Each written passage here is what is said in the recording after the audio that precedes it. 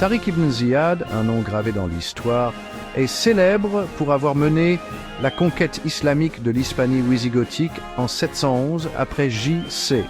Ses prouesses militaires ont changé le cours de l'histoire, laissant un impact durable sur la péninsule ibérique.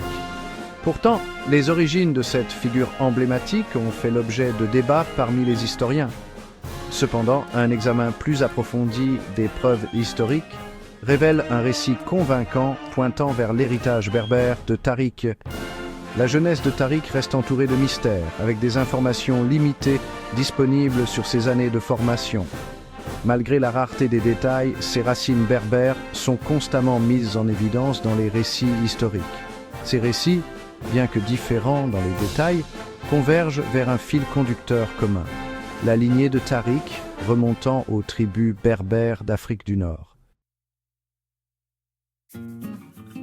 Des historiens de renom comme Ibn Khaldoun, Ibn Hidar et Al-Idrissi offrent de précieuses informations sur les origines de Tariq. Ibn Khaldoun, un érudit renommé du XIVe siècle, identifie Tariq comme un affranchi berbère d'Afrique du Nord.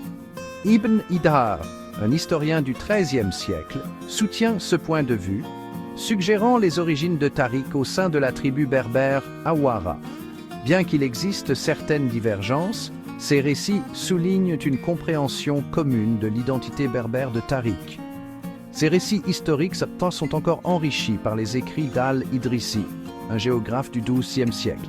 Al-Idrissi relie spécifiquement Tariq aux Oulassa, une importante tribu berbère liée à la confédération des Zénètes.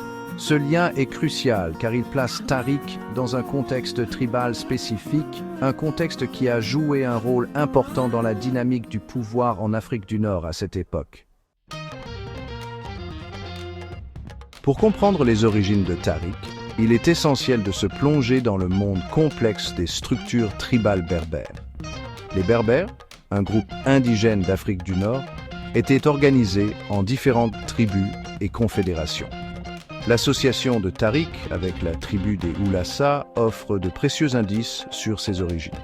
Les Oulassa faisaient partie de la confédération des Zénètes, un groupe puissant connu pour sa résistance à la domination étrangère. Ils habitaient de vastes régions d'Afrique du Nord, y compris le Maroc et l'Algérie actuelle. D'autres tribus apparentées, telles que les Walhas, les Warfajuma et les Nefzaoua, enrichissent encore la tapisserie de la société berbère à cette période. Ces tribus, souvent liées par des alliances et des rivalités, ont façonné le paysage politique de l'Afrique du Nord. La quatrième partie, la reine Kahina et le lien avec les Oulassa. L'histoire de Tariq ibn Ziyad croise celle d'une autre figure historique importante, la reine Kahina. Cette reine berbère légendaire a mené une résistance acharnée contre l'expansion du califat omeyyade en Afrique du Nord. La tribu des Oul-Hassa a joué un rôle crucial dans les forces de Kahina, démontrant ses prouesses militaires et sa résistance à la domination étrangère. Bien que la nature exacte des liens familiaux de Tariq avec la reine Kahina reste incertaine, certains récits suggèrent un possible lien familial.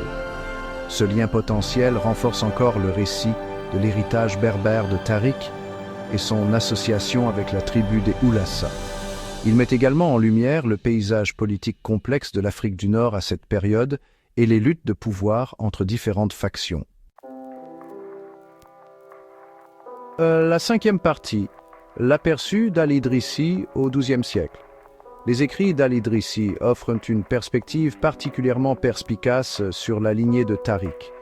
Il déclare « Tariq ibn Ziyad était un affranchi de Moussa ibn Nusayr, client d'un groupe des Oul-Hassa, du peuple berbère des Zénètes. » Cette déclaration relie explicitement Tariq à la tribu des Oul-Hassa et à la confédération des Zénètes au sens large. Le récit d'Al-Idrissi est significatif pour plusieurs raisons. Premièrement, il fournit un lien direct entre Tariq et une tribu berbère spécifique, renforçant l'argument en faveur de ses origines berbères. Deuxièmement, il place Tariq dans le contexte historique des Zénètes, un groupe puissant et influent en Afrique du Nord. Ce lien éclaire l'éducation possible de Tariq, ses influences culturelles et ses motivations. La 6e partie, un héritage berbère. Bien que des lacunes subsistent dans notre compréhension de la jeunesse de Tariq ibn Ziyad, le poids des preuves historiques indique de manière décisive ses racines berbères.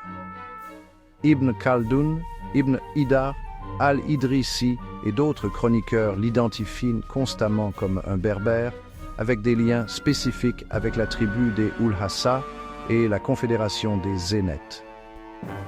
Leurs récits associés au contexte historique des tribus berbères en Afrique du Nord brossent un tableau convaincant des origines de Tariq. L'histoire de Tariq ibn Ziyad nous rappelle la richesse et la complexité de l'histoire de l'Afrique du Nord.